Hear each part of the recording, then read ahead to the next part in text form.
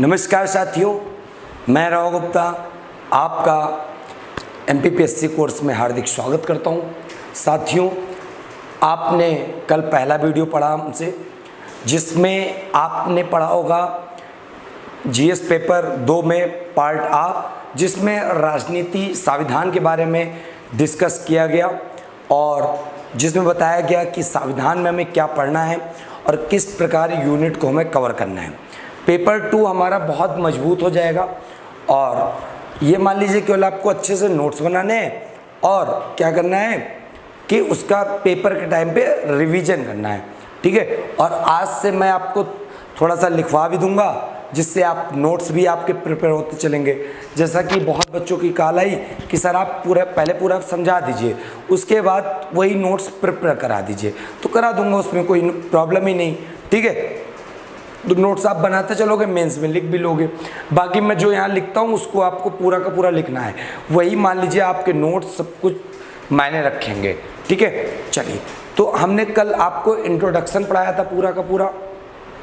तो इंट्रोडक्शन में हमने ये बताया कि संविधान में क्या और कैसे पढ़ना है, कौन कौन से टर्म हैं, उनका क्या उपयोगिता है। तो कल हमने स्टार्ट भी कर दिया था संवैधानिक विकास। तो संवैधानिक विकास में हमने बताया था कि कैसे 1600 ईस्वी का राजलेख बना, व्यापार के माध्यम से कैसे राजलेख आने लगे ब्रिटिश सरकार के द्वारा, और जो शुरुआत हुई थी 1600 राजलेख की हमने बता दिया था अच्छे से। फिर हमने बताया था आपको कि ब्रिटिश शासन मतलब ईस्ट इंडिया कंपनी के तहत पारित होने वाले अधिनियम, और एक तरफ बताया था ताज शासन के अधिनियम पारित होने वाले अधिनियम। तो पहले तो जो हम लोग कवर करेंगे ना, वो हम लोग कवर करेंगे ईस्ट इंडिया कंपनी के तहत पारित होने वाले अधिनियम।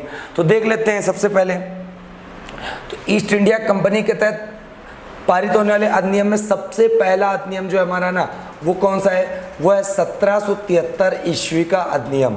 क्या है? 1773 ईस्वी का अधिनियम, जिसको कहते हैं रेगुलेटिंग एक्ट। इसका नाम भी याद रखिएगा, बहुत पेपर में पूछा गया कि रेगुलेटिंग एक्ट किस सन को बोलते हैं। तो रेगुलेटिंग एक्ट बोलते हैं 1773 के अधिनियम को। आगे बात समझ में, 1773 ईस्वी के अधिनियम को क्या कहा जाता है? रेगुलेटिंग एक्ट कहा जाता है। अब ये रेगुलेटिंग एक्ट लाया क्यों गया? हमने आपको बताया था कि 1757 में प्लासी का युद्ध और 1764 में बक्सर का युद्ध अंग्रेजों द्वारा जीत लिए जाने के कारण उनको ये लगा कि भारत में अब व्यापार नहीं, हम शासन कर सकते हैं, हम शासन कर सकते हैं। तो उन्होंने अधिनियम के माध्यम से अब भारत पर नियंत्रण, शासन के माध्यम से पूरा नियंत्रण करना, क्या करना, अपना शिकंजा कसना स्टार्ट किया। तो सबसे पहले जो 1773 का रेगुलेटिंग एक्ट लाए, 1600 का तो लाए थे राजलेख, वो केवल एक व्यापार की अनुमति थी कि पूर्वी देशों के साथ 15 वर्ष की अनुमति थी। लेकिन जो 1773 है ना, ये यहाँ से स्टार्ट हो रहा है। एक तरह से आप इसको कह सकते हो कंपनी के माध्यम से, कंपनी के माध्यम से नियंत्रण, ठीक है। इतनी बात उम्मीद करते हैं आपको समझ में आ गई होगी। अब यहीं पे देखते हैं इस एक्ट में क्या क्या बातें कही गई, मतलब ये कानून लाया गया तो इसमें क्या क्या इंपॉर्टेंट चीज़ें हैं, जिससे आप इनको लिख भी सकते हो और इनको आप बता भी सकते हो। प्री में तो काम आएगा ही, मेंस में तो मोस्ट इंपॉर्टेंट है सारी चीज़ें। तो सबसे पहली चीज़ मैं आपको बता दूं, बहुत बढ़िया चीज़, बहुत अच्छे से समझिएगा। फर्स्टली चीज़ हम आपको क्या बताना चाहते हैं, ये आपको स्टेट पता होगा, ये स्टेट है जिसका नाम है बंगाल। उस समय बंगाल हुआ करता था, ठीक। और रॉबर्ट क्लाइव प्लासी का युद्ध क्या किया था? उसने जीत लिया था, ठीक है। प्लासी का युद्ध उसने क्या किया था? जीत लिया था। प्लासी के युद्ध के बाद उसने अपने आप को यहाँ का क्या घोषित कर दिया? बंगाल का गवर्नर। तो यहीं पे हम एक बात करते हैं कि बंगाल का पहला गवर्नर कौन बना? बंगाल का गवर्नर कौन बना? तो बंगाल का गवर्नर बना रॉबर्ट क्लाइव। कौन बना? Robert Clive. क्लियर हो गई बात? बंगाल का पहला गवर्नर। क्लियर हो गई बात? प्लासी का युद्ध जीतने के बाद, ठीक, इसने अपने आप को घोषित कर दिया रॉबर्ट क्लाइव। और बक्सर को तो जीत ही चुका था सेनापति जो एक्टिव मुनरो था। तो इनके पूरे क्या थे, शक्तियाँ बढ़ गई थी कि अब हमको कोई हरा नहीं सकता, हम जीत जाएंगे। इसीलिए अपना ये शिकंजा यहाँ पर क्या किए, कसना स्टार्ट कर दिए। आगे बात समझ में? तो बंगाल का गवर्नर पहला बना कौन यहाँ पर? रॉबर्ट क्लाइव साहब बन गए। अब रॉबर्ट क्लाइव यहाँ पे पहले गवर्नर बन गए तो इन्होंने एक स्टार्ट किया द्वैध शासन। द्वैध शासन क्या शुरू किया? द्वैध शासन। तो पेपर में प्रश्न आता है कि द्वैध शासन बंगाल में सबसे पहले कौन लाया? तो लाया रॉबर्ट क्लाइव। ठीक है, रॉबर्ट क्लाइव के द्वारा बंगाल में द्वैध शासन स्टार्ट किया गया। द्वैध शासन आखिरकार है क्या, ये देख लेते हैं। तो द्वैध शासन मतलब दोहरा शासन। ठीक है, तो एक तरफ हम यहाँ पे लिखे दे रहे हैं राजस्व और यहाँ पे लिखे दे रहे हैं हम शासन। कहने का मतलब है जैसे कोई भी सरकार होगी तो वही शासन करेगी, वही राजस्व लेगी। लेकिन यहाँ पे द्वैध शासन में जस्ट उल्टा था। राजस्व अलग तरीके से वसूला जाएगा, अलग माध्यम से, और शासन अलग माध्यम से। तो रॉबर्ट क्लाइव की चाल क्यों थी, इसके पीछे रीजन क्या था? इसके पीछे चाल इसकी इसलिए थी, जो ये राजस्व था ना, राजस्व ये स्वयं वसूलता था। राजस्व मतलब ये जो टैक्स होता था ये जनता से स्वयं वसूलता था। कौन? Robert Clive. ठीक है, और ये जो शासन करता थे, शासन करवाता था किससे? भारतीय नवाब से। भारतीय नवाब से। अब इसको फायदा क्या मिलता था यहाँ पर? फायदा इसको यहाँ पर ये मिलता था, भारतीय नवाब भी खुश, शासक भी खुश कि हम लोग शासन कर रहे हैं और वो अपना टैक्स वसूल के ला के हमें खिला रहा है, हमारे धनकोष को, राजकोष को भर रहा है। ठीक है, तो अब इसमें, और ये जब जाता था लोगों के पास टैक्स वसूलने, तो लोगों से क्या बोलता था? जैसे लोग कहते थे बहुत ज़्यादा टैक्स है और ये पूरी अपनी मोनोपोली कर रहे हो, तानाशाही कर रहे हो, तो क्या बोलता था लोगों से? हम कुछ नहीं कर रहे हैं, जो कर रहे हैं आपके नवाब कर रहे हैं। ठीक है, नवाब कर रहे हैं, मतलब भारतीय शासक के ऊपर ही ब्लेम लगा देता था। इससे क्या होता था, जो भारतीय थे वो किसके प्रति द्वेष, ईर्ष्या भावना रखते थे?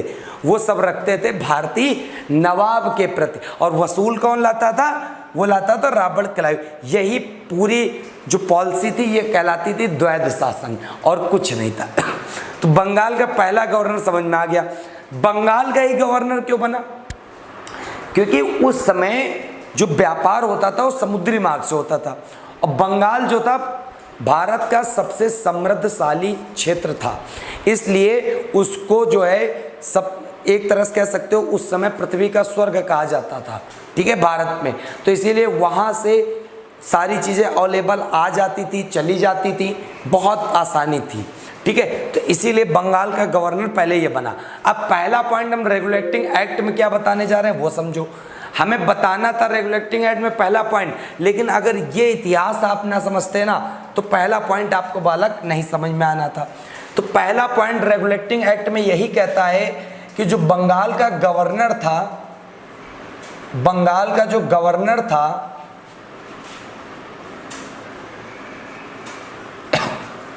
गवर्नर का पद बदलकर क्या कर दिया गया? गवर्नर जनरल कर दिया गया। गवर्नर जनरल कर दिया गया। तो आपने क्या बारीक चीज पकड़ी? यही तो पकड़ी कि जो गवर्नर शब्द था, गवर्नर की जगह गवर्नर जनरल आ गया। समझ में आ रही बात? तो बात बड़े आराम से पकड़ लोगे। किस अधिनियम के तहत बंगाल का गवर्नर शब्द से बदल के गवर्नर जनरल किया गया? तो आपको पता चल रहा होगा 1773 एक्ट से, रेगुलेटिंग एक्ट से। तो पहला पॉइंट तो आपको बिल्कुल रट गया होगा, याद भी हो गया होगा, आप बता भी सकते हो। तो यहीं पर पेपर में प्रश्न क्या बन जाता है कि बंगाल का पहला गवर्नर जनरल बनने वाला व्यक्ति कौन है? तो पहला गवर्नर जनरल बनने वाला व्यक्ति है वारेन हेस्टिंग। क्योंकि गवर्नर तो बना रॉबर्ट क्लाइव, लेकिन गवर्नर जनरल के पद से सुशोभित कौन हुआ पहला? तो वो हुआ वारेन हेस्टिंग, वारेन हेस्टिंग साहब बंगाल के पहले गवर्नर बने। ठीक है, इतनी बात उम्मीद करते हैं आपको बिल्कुल समझ में आ गई। बंगाल के पहले गवर्नर जनरल कौन बना? Warren Hasting. बंगाल का पहला गवर्नर कौन बना? Robert Clive. और ये गवर्नर जनरल पद किस अधिनियम से आया? तो ये आया 1773 ईस्वी के रेगुलेटिंग एक्ट से। तो पहला पॉइंट तो आपको बिल्कुल दिमाग में छप गया होगा। ठीक, अब बात कर लेते हैं बच्चा दूसरे पॉइंट की। तो दूसरा पॉइंट भी यहीं पे समझ में आ जाएगा आपको। ये जो बंगाल है ना, ये बंगाल प्रेसिडेंसी थी, और ये कौन सी प्रेसिडेंसी थी? ये मद्रास प्रेसिडेंसी थी। ठीक है, ये मद्रास प्रेसिडेंसी थी। और ये कौन सी थी? ये बॉम्बे प्रेसिडेंसी थी। तो 1773 अधिनियम के तहत बताया गया कि जो बंगाल प्रेसिडेंसी होगी, बंगाल प्रेसिडेंसी के अधीन ही बॉम्बे प्रेसिडेंसी और मद्रास प्रेसिडेंसी क्या रहेंगी? अधीन रहेंगी। तो कहने का मतलब है कि जो कानून नियम बंगाल की प्रेसिडेंसी चाहेगी इन दोनों प्रेसिडेंसियों पे बनाना, वो बना सकती है। तो दूसरा पॉइंट क्या आप कह सकते हो? बंगाल प्रेसिडेंसी द्वारा मद्रास प्रेसिडेंसी एवं बम्बई प्रेसिडेंसी पर नियंत्रण। क्लियर हो गई बात? तो कहने का मतलब है दूसरा पॉइंट में आप क्या लिखोगे? बंगाल प्रेसिडेंसी का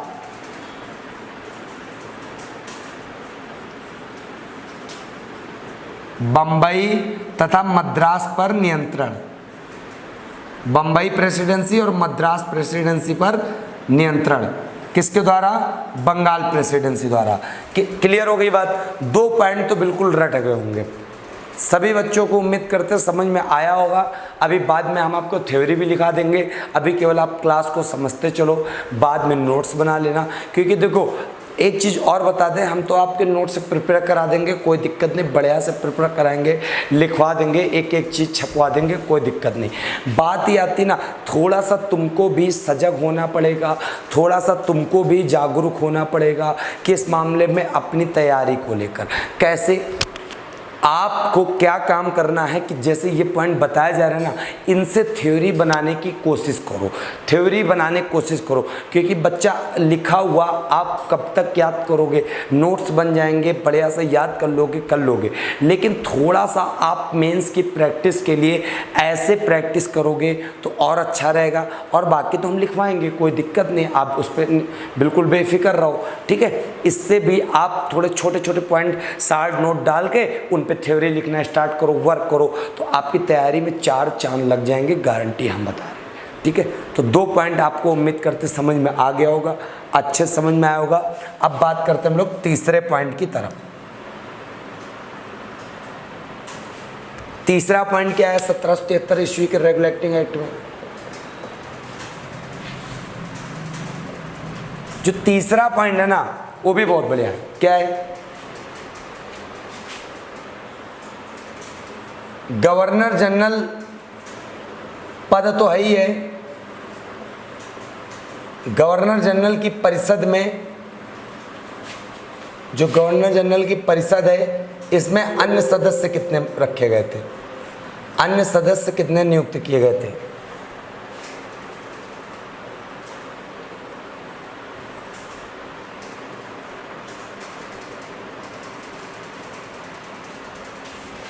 तो याद रखिएगा, गवर्नर जनरल तो हमारे हो गए कौन?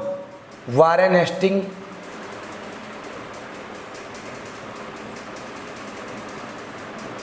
वारेन हेस्टिंग के साथ साथ 4 सदस्य और रखे गए जो पेपर में पूछे जाते हैं। कौन कौन हो गए? एक व्यक्ति तो हो गए फिलिप फ्रांसिस, दूसरे हो गए मॉनसेन, तीसरे हो गए क्लूवेरिंग, और चौथे हो गए वर्नैल। ये 4 व्यक्ति हो गए गवर्नर जनरल की परिषद में। तो पेपर में एक प्रश्न आता है कि गवर्नर जनरल जो बनाया गया था, बंगाल के गवर्नर पद को हटा के गवर्नर जनरल पद किया गया था, उसमें कितने अन्य सदस्य थे गवर्नर जनरल के साथ? तो 4 अन्य सदस्य थे। इन चारों अन्य सदस्य के आपको नाम भी याद रखने हैं। फिलिप फ्रांसिस, मॉन्सन, क्लूवरिंग और वर्नेल। क्लियर हो गई बात। ये 4 अन्य सदस्य भी आपको अपने दिमाग में बिठा के रखने हैं। तो इतनी बात उम्मीद करते आपको समझ में आ गई होगी। अगला पॉइंट जो चौथा पॉइंट है वो क्या इंपॉर्टेंट है वो भी देखते हैं हम लोग। 1773 ईस्वी ब्रिटिश सरकार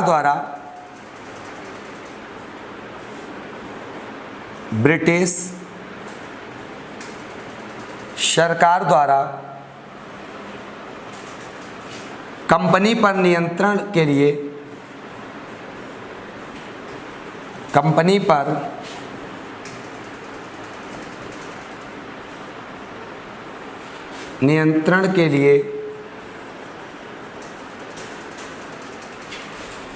कोर्ट ऑफ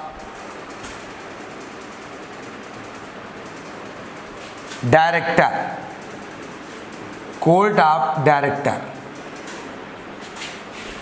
जिसको कहते हैं हिंदी में निदेशक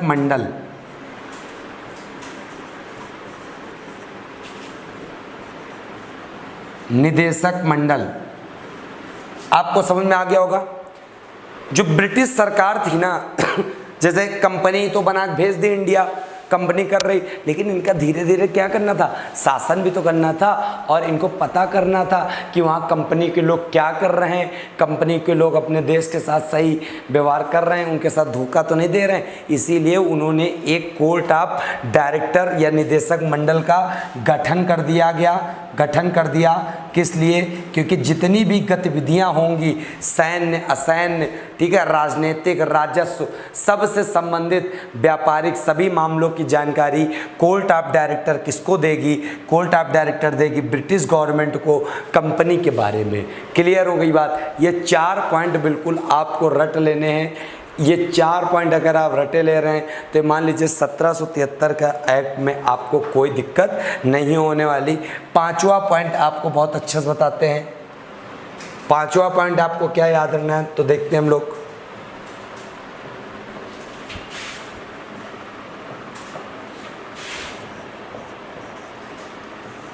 बंगाल में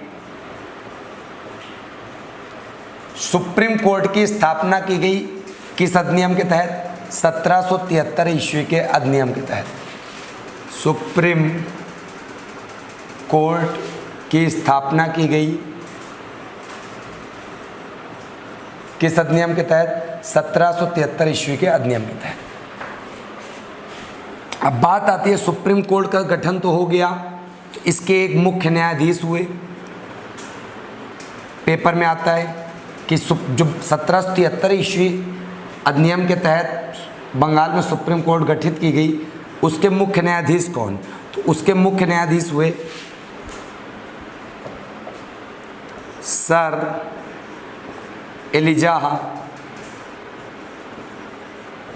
एलिजा इम्पे।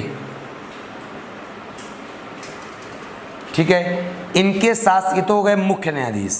आगे बात समझ में, इनके साथ साथ 3 अन्य न्यायाधीश और बनाए गए, 3 अन्य न्यायाधीश और जोड़े गए इसमें। कौन कौन थे? एक थे चैम्बर्स, दूसरे का क्या नाम था? दूसरे का नाम था हाइड, तीसरे व्यक्ति का क्या नाम था? लिमेस्टेयर।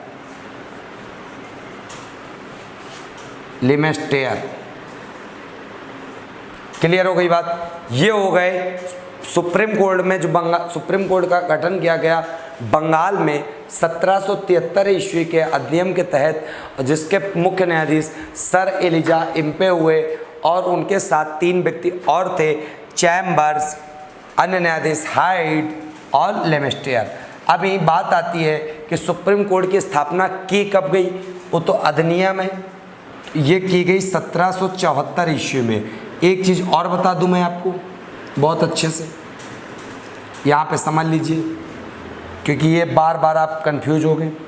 जैसे मान लीजिए कोई अधिनियम 1773 का रेगुलेटिंग एक्ट चला और उसके बाद 1784 का पिट्स इंडिया एक्ट आया, ठीक है, लेकिन बीच में बहुत कोई घटना 1774 में घट गई, कोई 78 में घट गई, ठीक है, कोई 80 में घट गई। ये मान ली, अब ये घट किसके किसके बीच रही, इसके बीच और इसके बीच, क्योंकि ये सारे सन तो आप देख रहे हो ना इन्हीं दोनों सनों के बीच में तो हैं, ठीक है, इन्हीं दोनों सनों के बीच में है। तो जब बात आएगी स्पेशली सन की तो सन तो आप बता दोगे ये है, ठीक है, बता दोगे क्योंकि 1774 में इसकी स्थापना हुई, बता दोगे। लेकिन यही पूछ लिया जाए कि इस चीज़ का जो स्थापना हुई, जिसका गठन किया गया, वो किस अधिनियम के तहत किया गया, तो अधिनियम पता है कौन सा वर्क करता है, जो पहले आया हो। इसमें और इसके बीच में जो चीज़ें हैं और जो चीज़ें मतलब इसका पूछे किस अधिनियम के तहत, तो पहले वाले पे इंडिकेट करेंगे। जैसे 1774 में कोई घटित घटना हुई, काम किया गया, तो 1773 पे लगेगा, ठीक है। लेकिन यहीं पे 1785 आ जाए, 1785 में कोई काम किया गया तो 1784 का आएगा। तो ये तो केवल समझाना था हमें, उम्मीद करते सभी बालकों को समझ में आ गया होगा, ठीक है। चलिए अब बात करते हैं आगे। आगे जो हम लोग बात करेंगे, इतनी बात उम्मीद करते पूरा अच्छे से दिमाग में आपके सेट हो गया होगा, ठीक। 1773 ईस्वी का रेगुलेटिंग एक्ट समाप्त हो जाता है। एक पॉइंट इसमें भी है, कंपनी के कर्मचारियों को मना किया गया भारतीयों से व्यापार व रिश्वत उपहार लेने के लिए।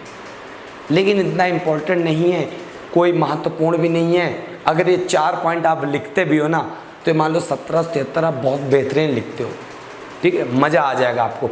हम नहीं समझते इसमें आपको थ्योरी लिखाने की आवश्यकता है, हमने क्योंकि एक एक चीज़ ऑलरेडी खुद ही लिख दी है बच्चा, ठीक है। केवल आपको अपनी लैंग्वेज में अब सुधार कर लेना है।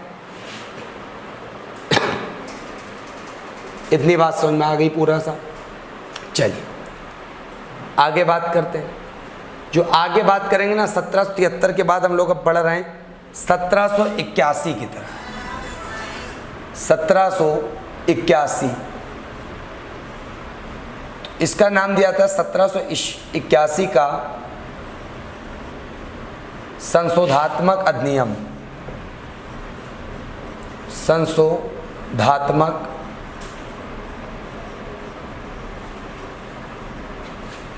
संशोधात्मक अधिनियम।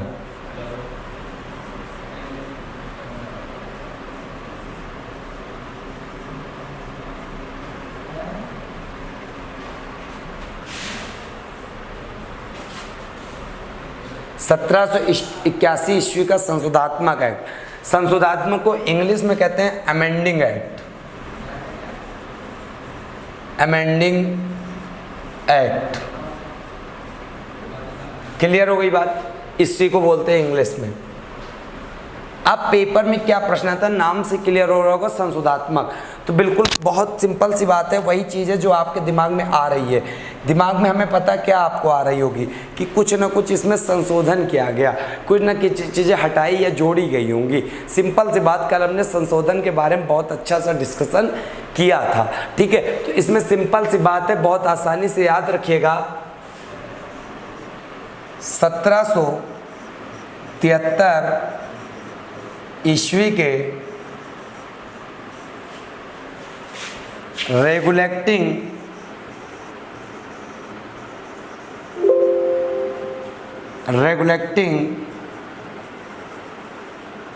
एक्ट में व्याप्त कमियों, चाहे कमी कह लो या दोष कह लो, चाहे कमी कह लो चाहे दोषों कह लो, को दूर करने के लिए, दूर करने के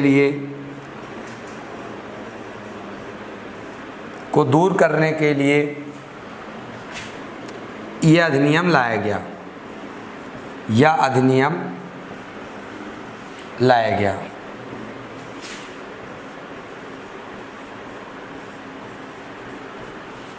सिंपल सी बात है।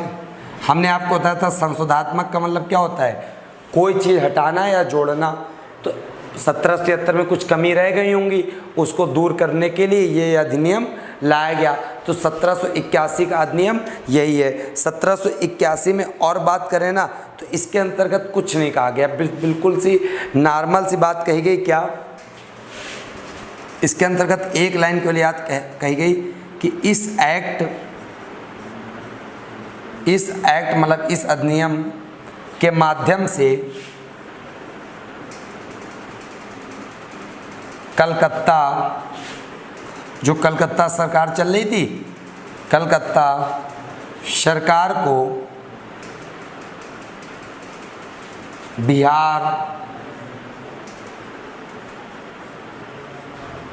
बिहार, उड़ीसा पर कानून, चाहे कानून कह लो, चाहे इसी पे एक शब्द कह लो, विधि बनाने का अधिकार दिया गया।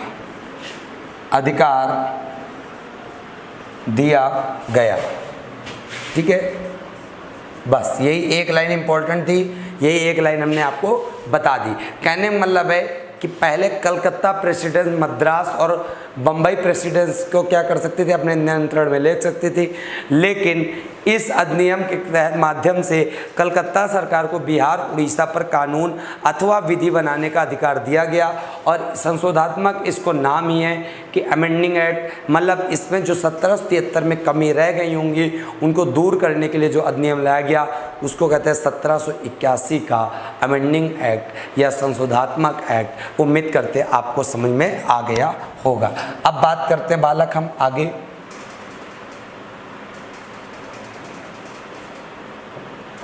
आगे बात करेंगे 1784 ईस्वी का अधिनियम। तो याद रखिएगा, जिस प्रकार 1773 का रेगुलेटिंग एक्ट नाम है, उसी तरह 1784 ईस्वी का बोला जाता है पिट्स इंडिया एक्ट। क्या बोला जाता है? Pitt's India act. तो पिट्स इंडिया एक्ट जो है वो किस सन में आया? वो आया 1784 ईस्वी में। तो ये जो नाम, जो अधिनियम के नाम है ना स्पेशली, उनको आपको याद भी रखना है। अगर आप उनको याद नहीं रखोगे ना तो वो भी बिल्कुल गलत हो जाएंगे। ठीक है, तो याद रखिएगा। तो ये एक्ट इम्पॉर्टेंट इसलिए बालक, क्योंकि ये अधिनियम ऐसा अधिनियम था जिसके माध्यम से पहली बार लगा कि अब ब्रिटिश सरकार पूरी तरह भारत पे अपना नियंत्रण क्या करना चाहती है? स्थापित करना चाहती है। पूरी तरह अपना नियंत्रण स्थापित करना चाहती है। तो इसमें आप लिख सकते हो ब्रिटिश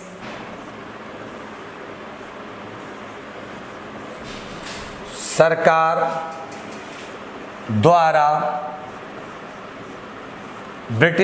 द्वारा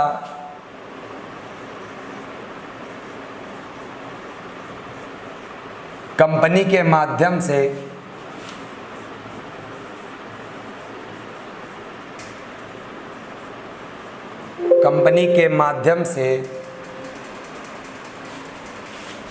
भारतीय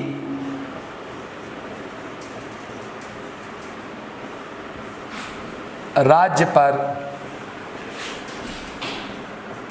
नियंत्रण करने का पहला वैधानिक दस्तावेज।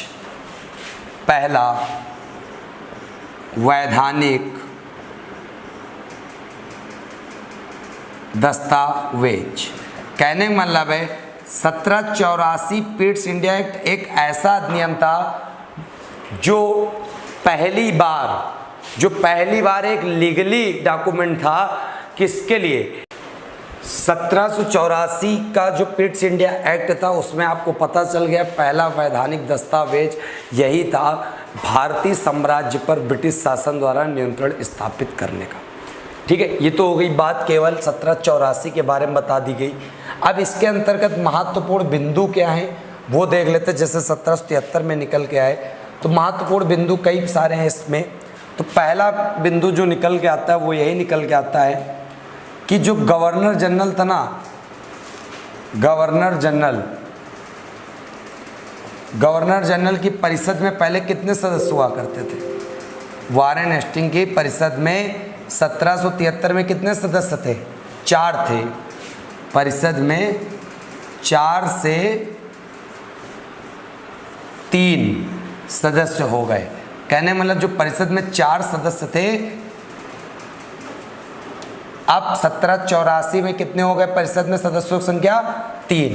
पहला पॉइंट तो इम्पोर्टेंट यही है। और ये गवर्नर जनरल की परिषद जो थे, गवर्नर जनरल थे, परिषद के सदस्य थे, ये लोग पूरा सैन्य, रक्षा, हर चीज़ के मामले की जानकारी रखते थे और एक दूसरे को पूरा ब्रिटिश सरकार को देते थे। ठीक है, अब यहाँ पे बात सुनो।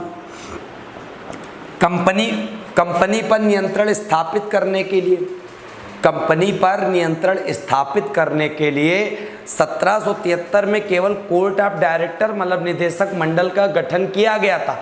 लेकिन वही कोर्ट ऑफ डायरेक्टर व्यापारिक मामले भी देख रहा था, वही राजनीतिक मामले भी देख रहा था। ठीक है, राजनीतिक मामले जैसे सैनिक से संबंधित है, ठीक है, युद्ध से संबंधित है, रक्षा से संबंधित है। लेकिन यहाँ 1784 में एक चीज कर दी गई अलग अलग। क्या? कोर्ट ऑफ डायरेक्टर जो था, कोर्ट ऑफ डायरेक्टर उसको अलग कर दिया गया। किससे? एक नया पैनल बना दिया गया जिसको कहते हैं board of control. Board of control क्या समझे आप? कि जो कोर्ट ऑफ डायरेक्टर था वो अलग मामला देखेगा और जो बोर्ड ऑफ कंट्रोल था वो अलग मामला देखेगा। क्लियर बात? जो ये कोर्ट ऑफ डायरेक्टर था ना, ये अब देखेगा केवल व्यापारिक मामले। क्या देखेंगे? व्यापारिक मामले। और जो बोर्ड ऑफ कंट्रोल है, ये लोग क्या देखेंगे? ये लोग देखेंगे राजनीतिक मामले। राजनीतिक मामले। और ये जो बोर्ड ऑफ कंट्रोल बनाया गया था ना, ये कितने सदस्य था? ये था 6 सदस्य। 6 सदस्य पूरा पैनल ये बनाया गया था। ठीक, अब कहने मतलब है जो राजनीतिक मामले थे, व्यापारिक मामले, दोनों क्या कर दिए गए? अलग अलग लोगों के हाथ में प्रभुत्व में सौंप दिए गए। कहने मतलब है 1784 में ये चीज़ इसलिए लाई गई क्योंकि ये लोग केवल व्यापार को अच्छे से मैनेज करें और वो लोग केवल राजनीतिक मामले, जितने भी पॉलिटिकल मैटर हैं वो सारे मैनेज करें। ये सारे उद्देश्य थे अंग्रेजों के भारत में शासन करने के उद्देश्य से। भारतीयों को कहीं से भी कुछ निकलने नहीं देना चाहते थे। ठीक है, तो ये 2 पॉइंट महत्वपूर्ण पॉइंट है, बिल्कुल याद रखिएगा, दिमाग में सेट कर लीजिएगा, बहुत ही ज़्यादा इंपॉर्टेंट है। तीसरा पॉइंट जो इंपॉर्टेंट है ना, वो क्या है? कंपनी के कर्मचारी को उपहार, रिश्वत पर पूरी तरह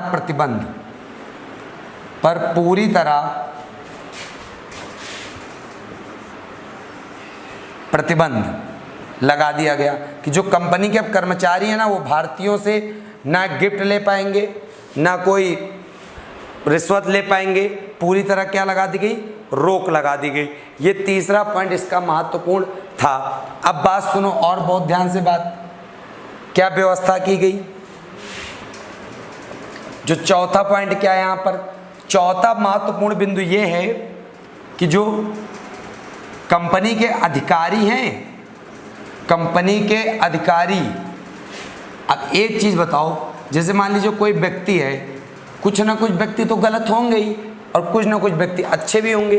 तो कंपनी के जो अधिकारी थे, ठीक है, पता लगा अपने ऑफिसर पद का दुरुपयोग कर रहे हैं यहाँ पर, ठीक है, अपने ऑफिसर पद का क्या कर रहे हैं? दुरुपयोग कर रहे हैं। तो इसके लिए मतलब कहने एक तरह से कह सकते हो कंपनी के अधिकारी द्वारा तो अवैध कार्य किए जा रहे थे, इलीगल वर्क किए जा रहे थे। ठीक है, कंपनी के अधिकारी द्वारा अवैध कार्य, अवैध मतलब इलीगल कार्य वर्क, जो अवैध कार्य हो रहे थे कंपनी के अधिकारी द्वारा, उस पर कोई सुनने वाला था कि नहीं था, कि ये लोग अपना जुल्म करते ही रहेंगे। तो कंपनी के अधिकारी द्वारा अवैध कार्य जितने किए जाएंगे, अवैध कार्य के लिए मुकदमा चलाने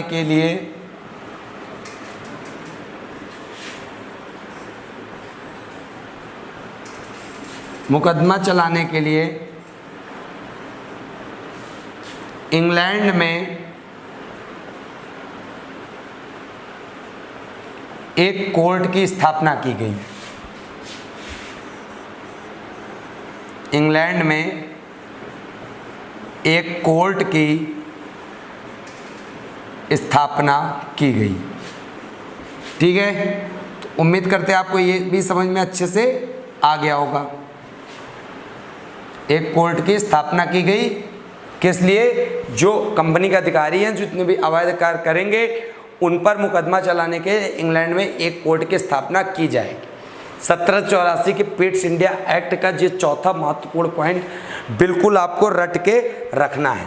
ठीक है, अब यहीं पे बात कर लेते हैं हम लोग 5वें पॉइंट की। तो 5वां पॉइंट जो इंपॉर्टेंट है ना हमारा, वो क्या है बालक? 5वां पॉइंट।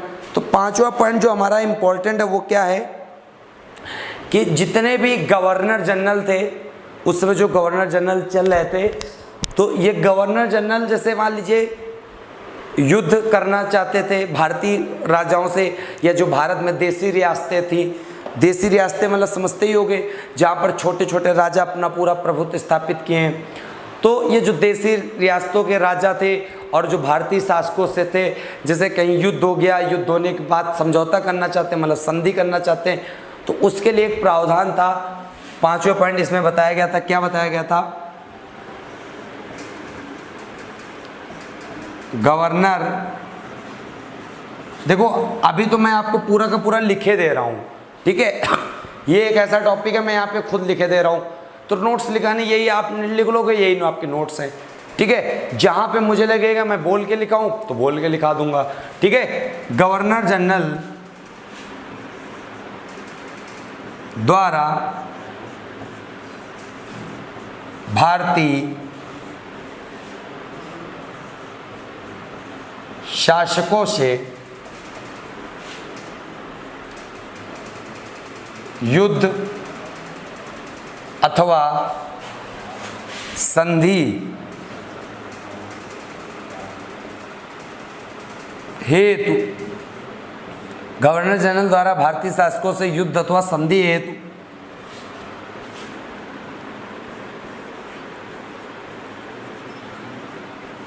बोर्ड ऑफ डायरेक्टर की अनुमति आवश्यक। बोर्ड ऑफ डायरेक्टर की अनुमति लेना क्या कर दिया गया? आवश्यक कर दिया गया। बिल्कुल आपको ये मान लीजिए रट के रखना है। अगर आप ये चीज़ें रट के रख रहे हो तब भी आपको मज़ा आएगा, वरना मज़ा बिल्कुल भी नहीं आने वाला। ठीक है, तो इतना याद हो गया। ये हो गया 1784 का पिट्स इंडिया एक्ट। अब बात कर लेते हैं एक बहुत ही छोटा सा एक्ट है। क्या है? 1793 ईस्वी का राजलेख। राजलेख को इंग्लिश में बोलते हैं चार्टर एक्ट। ठीक है, 1793 ईस्वी का राजलेख या चार्टर एक्ट। तो इसमें क्या बताया गया? इसमें बताया गया बहुत ही इसमें जुल्म ढा दिया गया। ये एक ऐसा एक्ट था, इसमें जुल्म ढा दिया गया। सबसे पहली बात तो सुन लो, जो ये एक्ट आया उसमें तो सबसे पहली बात कही गई, कंपनी के व्यापार के अधिकार पत्र को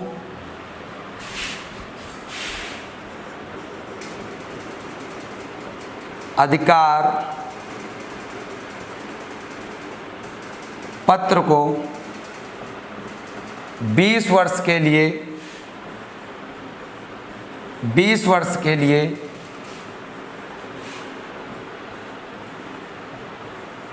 बढ़ा दिया गया। कहने मतलब 1793 में बात जो आई वो कंपनी का अधिकार पत्र क्या हुआ कि कंपनी 20 साल के लिए और भारत के साथ व्यापार कर सकती है। तो ये समय समय पे बढ़ाया जा रहा था, यहीं से 20-20 साल के लिए बढ़ते रहेंगे एक्ट। अब इसमें जो महत्वपूर्ण बिंदु है वो बिंदु पे क्या बात कही गई, तो बहुत ध्यान सुनिए। भारतीय राजस्व मतलब समझी गए होंगे, भारत में जो पैसा पूरा कलेक्ट होता है रेवेन्यू, ठीक है, भारतीय राजस्व से बोर्ड ऑफ डायरेक्टर मतलब निदेशक मंडल को वेतन प्रदान करना,